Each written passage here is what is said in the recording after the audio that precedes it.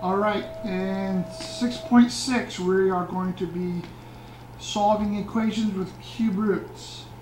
Alright, the very first thing you need to remember is you must get the radical by itself. That's what you have to do. Get the radical by itself. Alright. So in order to do that, I add 4 to both sides. So it gives me the cube root of x equals 4. Then the next step is now we get rid of radical. Alright. Well, in order to get rid of the radical, you have to look at the index. The index will tell you what you need to do. Right? See, this is a cube root, so I need to get rid of that 3. Well, in order to do that, that means you must, when you do to one side, you got to do the other side. So I got to take the cube root of both. Okay. So now that gives me x is equal to 4 cubed. If you want to leave it like that, you can, or you can multiply it out. It is up to you. At this time, I really don't mind. I just want to see the process from here and how you got this, because anyone can multiply that out. All right.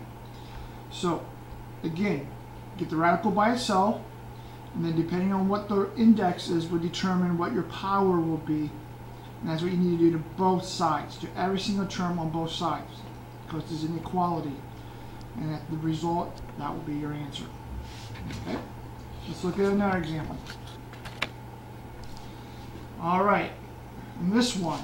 All right, so I got to get this by itself because that has the radical. It doesn't matter what the index is; it's a radical. So I subtract both sides by 6. So I get the cube root of 3x equals 4. All right, now I have to get rid of this index of 3, so that means I'm take the power to both sides of 3. So therefore, that goes to 1, so you're left with 3x equals 4 cubed. Again, you can multiply that out, but I am not done yet because I don't have x by itself. So I gotta divide both sides by 3. So 4 cubed divided by 3. Now, if you're using the calculator, order of operations is very important. What if you're not even using the calculator? Order of operations still take over. You got cube the 4, then you divide by 3. Okay? So the cube of 4 is 4 times 4 is 16, and then 16 times 4 is 64. And then 64, is that divisible by 3? 6, 8, 10. Nope, it's not divisible by 3. And I do not think it simplifies either.